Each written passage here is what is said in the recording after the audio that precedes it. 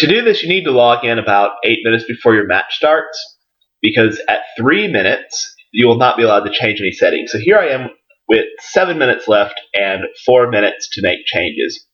Now, Top 11 will send you a notification with 15 minutes to go, so that's something to be aware of. Your next message will be as the game starts, and that's too late if you want to change anything, and that's even too late for you to just log in. So you're going to miss some of the match if you're relying on that message. So definitely keep track of the time. So the first thing I'm going to do is I'm going to go to my team, and I'm going to check my selection view to see if everybody's okay here. Because sometimes these will change throughout the day, so you definitely want to make sure that those are in green. These, if you watch my training video, you'll know how to plan those out, so they're always full. This guy's at 98, you can see everybody else is at 99, so that's perfectly good. If something was lower, I could give him a rest pack. If one of these was lower, I'd give him a blue pack, but we don't have to do that. This guy isn't going to play, so I'm not worried about him, because this guy would be my sub if I needed, and he's fine, and then these are my other subs that I may use, and they're all doing fine as well. So I use my favorite formation, the hexagon, so I'll just check him to make sure he's not running something that will be terrible against it. And he's not. So the things to make note of here is, first of all, is he running a counter formation? And the answer is no, so we don't have to worry about that. The second thing to note is he clearly better, clearly weaker, or about the same as us? And if you recall, my team is pretty much all 5 and 6 stars, and his is not. So we're clearly stronger than him, which is a good thing for us. So that means we will not need to worry about countering his formation. We just need to make some lineup that makes sense. So we're just going to put our best team out there, more or less, and we're going to see how it goes. The other thing to note is you want to note if he has any AMCs or any free kick specialists on good players. He doesn't. So we're going to go to our settings. We want to do attacking because we're clearly better. Down the flanks because most of his players are in the middle. This will adjust during the game if we want to. I selected hard because he does not have a free kick specialist. So if I'm giving up free kicks for my aggressive tackling, I don't worry about it. I have defensive walls. He does not have a free kick specialist, so we have the advantage there. I selected mixed here because I didn't see any obvious advantage. If he had big gaps in his lineup, say he was playing a 4-3-3, I would choose long passes. But since he doesn't really have any obvious strengths or weaknesses as termed in his positioning, I would just choose mixed. Zonal is pretty standard. I don't really use man-to-man unless we're basically using the same formation and my team is better. I'm doing this because I think our team is better. We can get some counterattacks. I think my midfield is better, so we'll generate more than we will give away. And since he's using an AMC, I'm pushing this button here. If he was not using an AMC, I would leave that unchecked. That helps your defense quite a bit. And so as you can see up here, there's 4 minutes before the game. When that hits 3, all my settings are locked. I cannot change anything. I cannot make a sub. I cannot change a position. I cannot change any of these guys. I cannot use any of these guys. So if you want to do any of that, it has to be done within 3 minutes of game time. So again, that's why I recommend you should log in about 8 minutes before so you can check all these things. Because the worst thing you can do is have a tired player or an injured player and you can't do anything because there's only 3 minutes left. So just to show you what will happen if you try to do that, like I'll try to uncheck this because I just realized, oh no, he doesn't actually have an AMC. I'll hit save and it will say I can't do that. So I can change it immediately during the game, so that wouldn't be a terrible thing, but if like one of these guys was very tired, that would be a disaster. So it's more important that you focus on your players than your actual orders. I went ahead and cut to where the match was about to start. To get into your match, just simply push this button here. You can also push join match, which was formerly up there. And about a minute after this window becomes available, the match will start, maybe a little less. So it should be starting any second now. And again, take note of what special abilities he has. If you heard that buzz, that was my phone telling me that my match was starting. So you can see just how little time you'll have before it starts. So if I want to make a substitute, I would hit this button here. That's the Give Orders button. You can basically change anything that you would have changed in this screen. I'll make a substitute later, but I don't really want to do that right now. You get your play-by-play here, and kind of make a mental note who is getting opportunities, who is not getting opportunities, who's making mistakes. So as you can see there, my midfielder blocked it, and then this guy cleared it. And that's important to make notes of who's doing well on defense, because you won't see that in the statistics. One of the things that makes me want to keep this guy around so much, even though he's 4 stars, is because his name is showing up all the time here as blocking shots, clearing shots. And seeing as he's my defensive wall, and so many defensive walls block shots for me, I have reason to believe that he's doing that, which is probably why he gets very high ratings. So the play-by-play is definitely important, definitely something you need to watch. As far as the statistics, which ones are most important? Ball possession, I think, is not that important in this game. Shots and shots on target, obviously, are much more important. Shot efficiency, no one scored, so that, of course, can be 0. And then these are just kind of numerical. Definitely want to look at saves, because that's not going to be in the stat. So if your keeper is getting a lot of saves, you definitely want to make notes of that. If you're getting a lot of fouls, you're probably not doing as well as you could be. But, it's still early in the game, so I won't worry about that.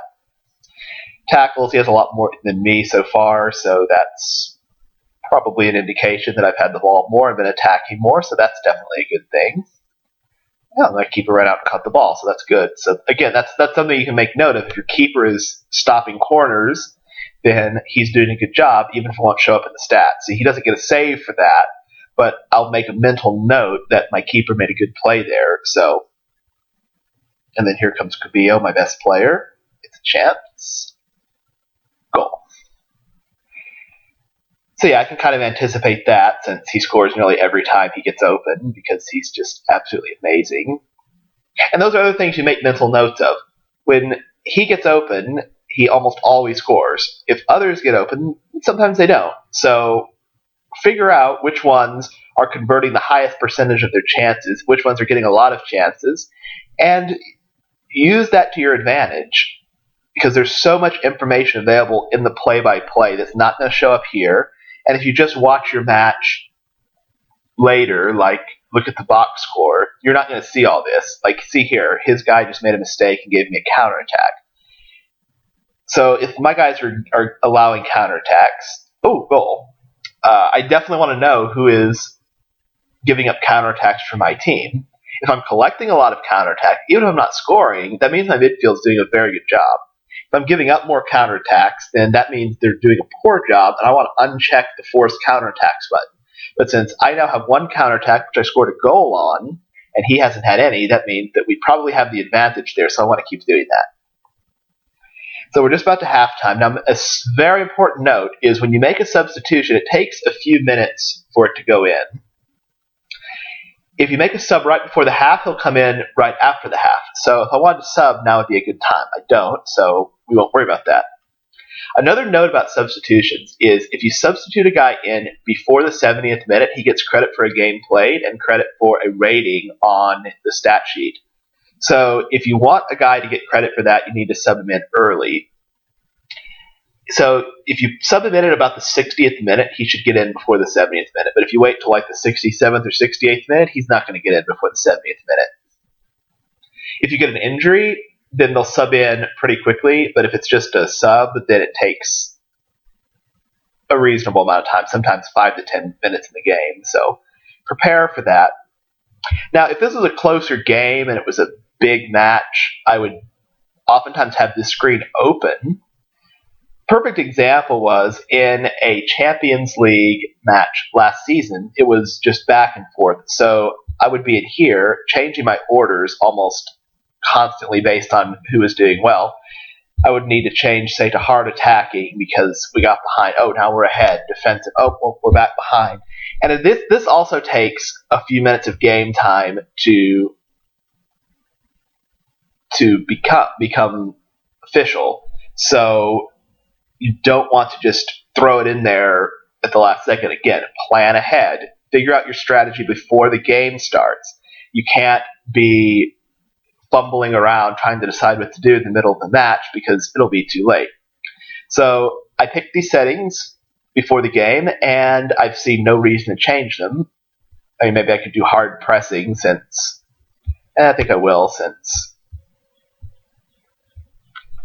we're doing pretty well, and I'm not really scared of him getting a lot of counterattacks. I think we have a big advantage there, since, again, our midfield is significantly better than his, so we can try it. I'll make a sub here around the 70th minute. I'll put in a couple of defenders, since we have a couple guys. Never hurts to add in some fresh legs near the end of the game. I'll go ahead and put these two guys in. Actually, I'll add a fifth defender since we have the lead. That's something I like to do, is plan ahead with my offensive formation, my defensive formation, my base formation. This is my defensive formation. I use it when I get ahead, and I don't think the other team can score. And that just makes sense, adding a fifth defender when you get a 2-goal lead. If I was behind my goal, I would have an offensive formation. I really don't use that often since I'm often working ahead, so I focus more on having a good defensive formation. If you find yourself... Jeff, I got a yellow card. If you find yourself... my sub just intercepted the free kick, so that must have been a good decision. If you find yourself in a lot of close games, you definitely want to have both. If you find yourself often ahead and you feel you usually have the stronger team, focus more on having players for your defensive formation. So here, all I want to focus on is not giving up a goal. And it hits the wall. So, again, these two guys, they did their job. And that just shows off the beauty of having defensive walls, which I talked about in another video. If you just pulled up your stat sheet at the end of the match, you would not see that. So you can know that these guys are doing their job. So again, there's just so much information you can gain by watching the match and making notes in your mind of who's doing what on the field. So as the game's coming towards a close, we're almost certainly going to win. Now note there's no stoppage time, so it's not going to go like 95 minutes or something. 90 is always the end. Oh, here comes this chance. Ooh, foul on the edge of the box. Yellow for him, that's good. Free kick, so Cabillo will take that. And he missed.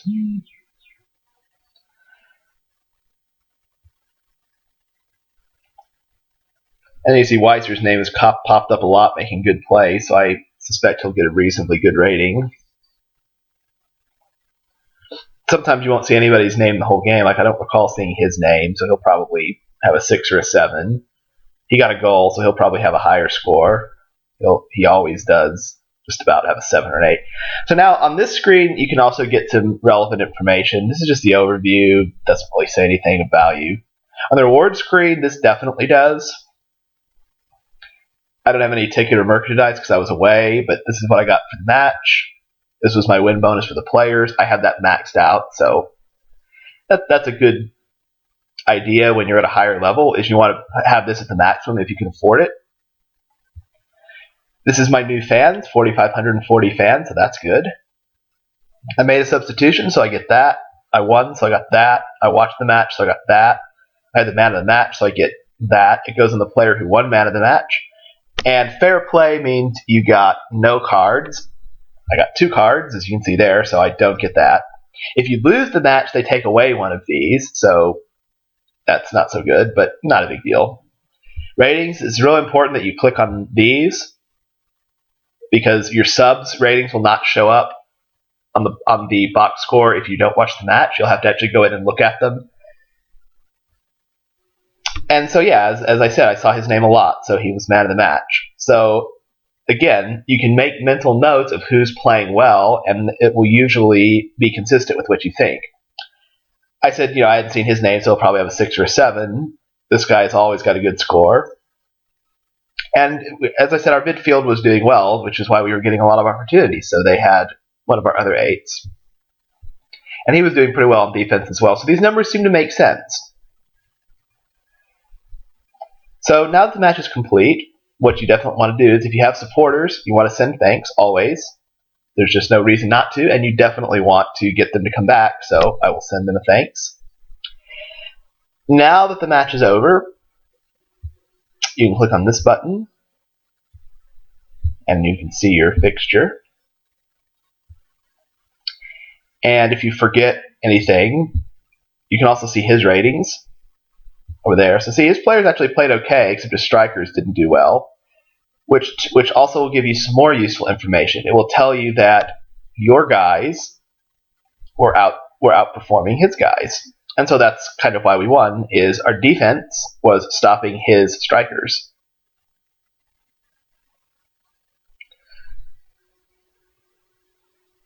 So that about covers it for in-game management, as well as preparing for the next match.